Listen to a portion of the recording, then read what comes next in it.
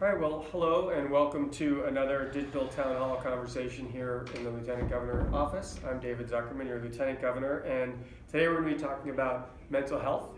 It touches folks all across our state, frankly all around the world, but we have jurisdiction in our state, so we're working here in Vermont.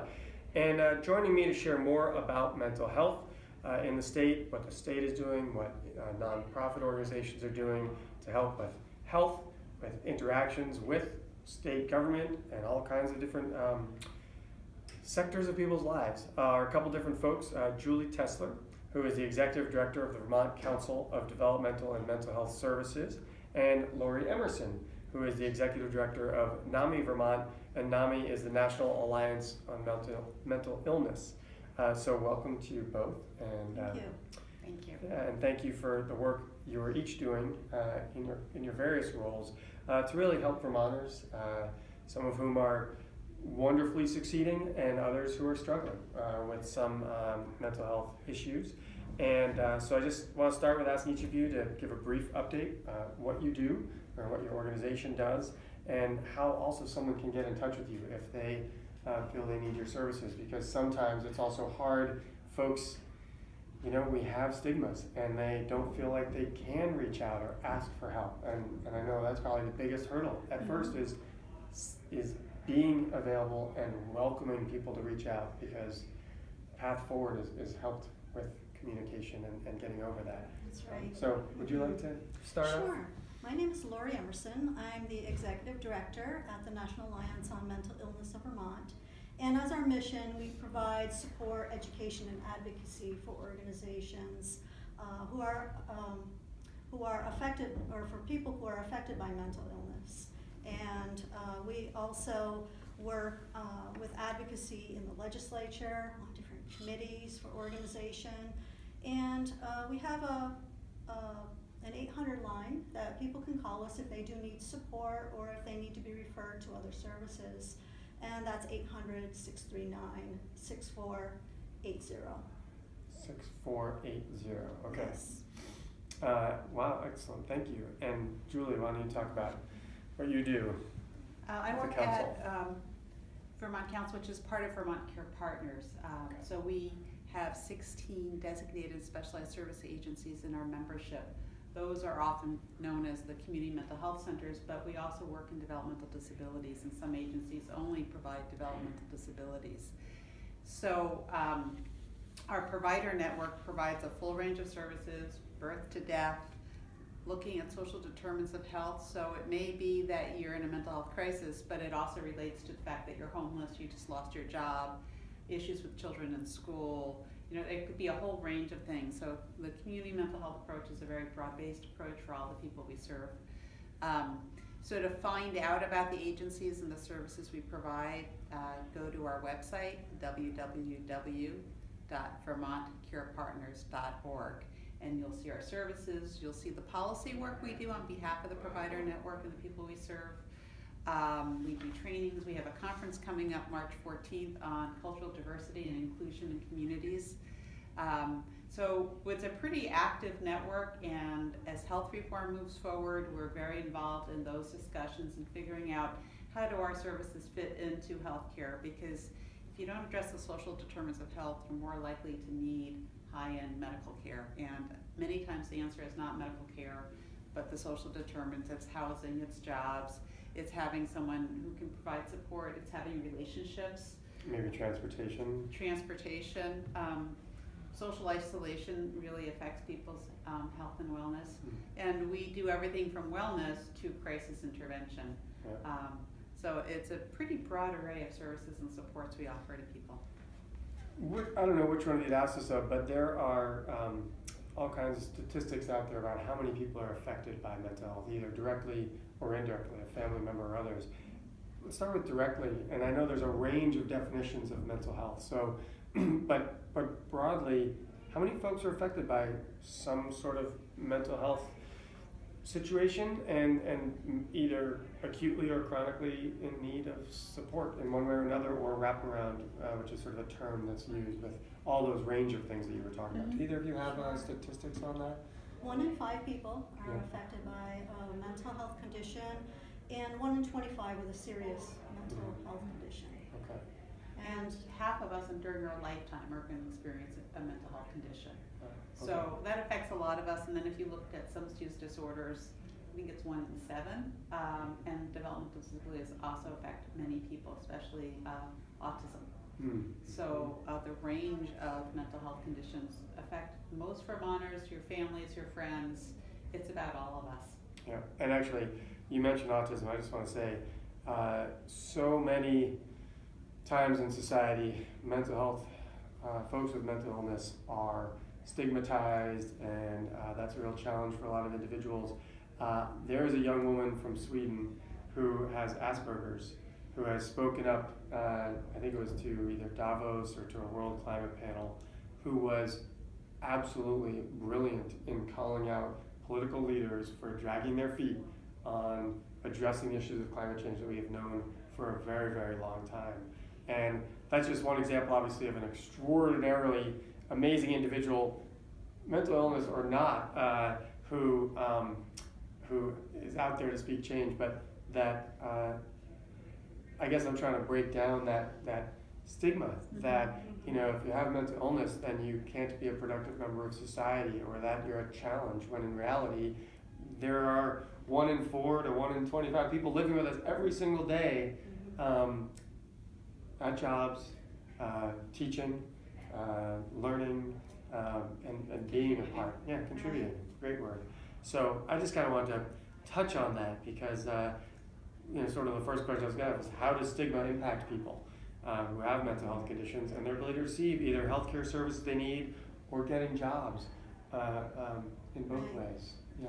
You know, we all have mental health, and you know, we need to be looking at our mental health the same as physical health.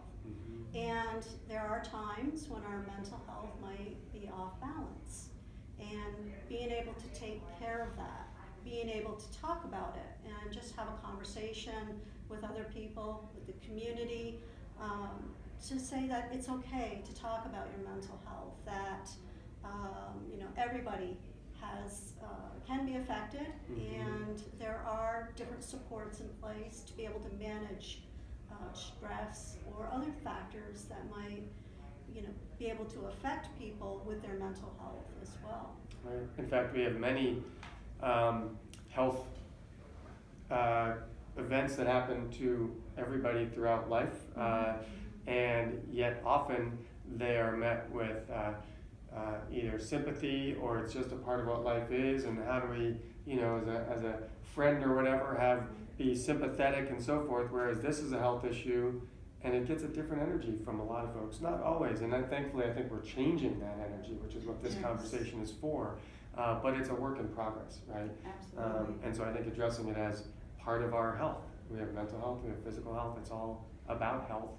I appreciate your framing it that way. Thank you. As a matter of fact, Vermont Care Partners is promoting mental health first aid trainings around the state. So just like we learn CPR and other first aid, what do you do when you see someone who's having a mental health issue in their life? How do you support them and help them? What are the resources? So we've got one set that's focused on youth and one for adults, and we're doing the trainings around the state. So everyone understands better. It's hard. If someone is suicidal that you know, what do you do? If they're expressing anxiety, depression, if they're hearing voices, what do you do? So it's something like we all should know that. So we're pretty excited about mental health first aid, and it's a train the trainer model. So hopefully will keep having a life of its own. And it's not for mental health professionals, it's for students, it's for law enforcement, it's for health professionals, it's for anyone in the community who, you know, just wants to be there for their community, for the people they know and care about. Is there more information about that on your website? I'm sure there is. Can you remind me of the website again? www.vermontcarepartners.org. Look for mental health first aid, and if you don't see it, there's a contact line on the website, so you can contact us and we'll make sure you get information. I know sometimes it can feel like an infomercial, but really these conversations are to help people access, and so if we can give that information out, I'll get you to do your phone number or website again too. What we have been working towards, and politically votes have been made around parity in healthcare for mental health with respect to physical health. have we reached true parity? And if not, what would it look like for you? I think we need to keep working towards that, and looking at having mental health in primary care is one step. Looking at being able to go to the emergency room and be treated as if this is a medical condition, that you have that right environment, that you get treatment right away, that you're not stuck in the emergency room. And also looking at how do we really normalize people's lives, that even though they may have a mental health condition, that they can get that treatment, that the resources are available, which I think is one of the biggest challenges that Julie can talk about, the community resources. And one of the things I heard from you there was really, and you touched on it, that where folks with maybe acute moments end up is often either in the emergency room or encountering law enforcement. And I know there's been some training. I know law enforcement is really, we're trying to get a lot more training in law enforcement. Is there much training for emergency room medical providers, from doctors to admissions individuals to EMTs and others, or is that one of those places where, as you said, maybe funding or training is really necessary? I think recently the staff from I think it was a Northeast Kingdom hospital did get training from Vermont Psychiatric Care Hospital about how to support people in mental health crisis, but clearly there's more of that would be helpful. There's also a training called the Team 2 training that involves law enforcement and mobile crisis teams. It's an 8-hour training, and Kristen Chandler is the coordinator of the program, and they go throughout the state and have both mobile crisis teams and law enforcement working together with scenario-based training. So that really helps officers, law enforcement, and mobile crisis teams that have been on the job for a while and really working together to be able to figure out different strategies and helping people. Yeah, that's been very successful. In addition, a number of our agencies actually have staff at local police offices. So when someone calls in psychiatric crisis, they go out with a team, and there's times where having a law enforcement person come in and take control of the situation is counterproductive to someone who's in crisis and is feeling out of control and may have feelings about law enforcement and guns and may have paranoid thoughts. So having a clinician come in and help that person kind of work through the issues can make a big difference. So we're in state police barracks and local police departments. We also have mobile crisis teams and street workers in different communities in Vermont. So all of that is, I think, really making a difference. And we know for a fact that people have been helped through a crisis and gotten the services they need, who might otherwise have ended up either in the criminal justice system or hospitalized. Or worse, sadly. We've had some instances where people have lost their lives at the extreme end of where this can go wrong. So those trainings, that's critically important. In fact, just a week or two ago, we had a big day here with hundreds, it felt like, of folks, which was really wonderful. And there was actually an award given to a law enforcement officer whose name I don't remember, but as the award was being given, I really thought about the trust that was involved, because that law enforcement officer listened to one of those in-force trainer, advisors, clinician, thank you for the right term, and he said, take off your uniform. Go in without your uniform, because this person's issue is with authority and law enforcement. And the trust that law enforcement officer had to listen to that advice in what was a dangerous environment was incredible. And then that training that he had also received, and to listen to that message, to then go in and earn the trust of the individual who was really struggling, was incredible. And that was a very, very special day, I felt, here, recognizing that. And but it's those investments, and it's time. You don't get to that point in the crisis moment. That's work that's done ahead of time. And I guess in looking at that, we've applied some resources. We're getting some of these clinicians embedded in those circumstances. But what would you see as the most under-resourced key moment next? There is sadly no way to fund all the things that need to be funded in our perfect world that many of us would like to see. There could be funding for that if the public will and our tax structure and a lot of other things were different. But don't worry, I won't go too deep into that right now. We could go on a tangent. But given limited resources, are there one or two critical investments that are necessary right now that are really wanting for that attention? I think both Julie and I would look at things from a different lens. Okay. NAMI Vermont is that family or peer organization. Mm-hmm. And, looking at being able to have more peer support in the community, being able to relate to somebody who's been there is really an effective approach. So those investments into the peer support with the community, whether it be in emergency rooms or peers helping out in a crisis situation, going with law enforcement to be able to help de-escalate a situation. Mm-hmm. There's really excellent results with the peer community.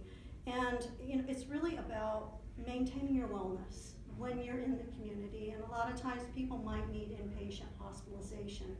But then where are those resources to step down and go to the community so that your needs are taken care of? A lot of people just can't go back home. Right. And also having supported housing. I mean, I know our list could go on and on about. Well, I know the list is long, unfortunately. And how do we identify that one thing? So it's really difficult to pinpoint it. Well, that's fair. There's so many gaps. Not really a fair question when you see the day-to-day impacts of not having the resources to say this need is higher than that need. It's not a fair question really, but I don't know if you have. Well, I totally agree on peer run and peer supported programs make a big difference, and supported housing. Because sometimes people are in the hospital and they're homeless. Like there is nowhere to discharge them to, and some people need support in the housing. Social isolation, I mentioned earlier, is really a critical factor that affects people's mental health. So having support in your housing environment, having affordable supported housing, and then treatment does work. So actually outpatient services, counseling, and that kind of wraparound of someone can work with you to get you the things you need in life, whether it's transportation or a job. I think that combination would help, and I think it's really cost effective. We do need inpatient care, but it wouldn't it be great if fewer people needed it because they got the resources they need when they needed it? And fighting stigma, the mental health first aid, the law enforcement, it all contributes. But when you need treatment, you also need to be able to access it. And one of the challenges in the mental health system is it's so under-resourced, we're not paying our staff well. So 2 out of 10 of our positions are vacant. When they're not there, they can't provide the support. That's right. So we really need to look at the salary parity and making that investment in resources, because community-based services are cost-effective, and it's what everyone wants. Wouldn't you prefer your care in the community than an inpatient facility or an emergency room? It's the old ounce of prevention's worth a pound of cure, and I think one of the real struggles in the elected world of democracy is that we are on a 2-year cycle, and is often crisis management as opposed to being able to invest in those preventative measures. And it's harder for general everyday folks who are struggling through their daily life, whether with or without mental or physical illness, to say, well, why should we put $1 into that? There's no problem right now, when it's actually would save their own tax dollars down the line, much less the value of investing in our community and our brothers and sisters in the community that we should be investing in. So that's a tough one. One more very quick question. I'm going to skip over a couple, but are more people, and if so, why, particularly children, experiencing mental health moments, whether it's moments or chronic? Is there any research on that? What's happening there? It's a wonderful question, and I don't know that I know the answer. We know that some children are affected by parents' opioid use, poverty, traumatic events in their lives, and those traumatic events, if they don't build resiliency and you don't address them, not only end up to be mental health issues later on in life, but medical conditions. And we're seeing more autism spectrum disorder. So, you know, some of it may be genetics as well as social issues going on. But we're definitely seeing an increase in acuity of children's needs and the number of children who have mental health needs. So we have more and more of a presence in our public schools, but it's really important that we do, because those children are at risk of much more intensive services. Some of them are even sent out of state, and you know, how disruptive could that be to a person's life even if you weren't having a mental health need? Right. Actually, this month's movie and the movie series is The Devil We Know, and it's about PFOA and PFOS and the companies that were using that for Teflon or for water repellent jackets. And the connection here for me is that there were clear connections. The companies knew that the workers and folks nearby who were exposed to a lot of those chemicals actually had greater genetic changes in their offspring. And I can't help but wonder if over our life in our society, with all the new chemicals we have, whether we've tied and made the direct link or not, are we seeing more genetic-based mental health issues? You talk about more and more people having different issues along the autism spectrum disorder. Is that due to chemical exposure? Who knows? I'm just throwing out a question for folks. I don't know if you have a last thought to answer that original question or you want to put out there, and then we are going to have to wrap up. You know, physical health and mental health, it's all interrelated. And, you know, the more we can take care of ourselves to build resiliency, reduce those factors for children, then people will be healthier. Oh, that's great. So thank you. Sorry it's so quick, it's amazing. Time slips right by. I really thank you both for giving phone numbers and websites. We'll make sure those are available here at the end as well. Please feel free to go and watch any other episodes that we've had by visiting ltgov.vermont.gov for past episodes of our digital town halls, or Facebook page at VTLTGov. And please, as always, share ideas for future topics you want to see us discuss. We'll bring in great folks like Julie and Lori and have further discussions. Thank you. Thank you so much. It's been a pleasure. Good night.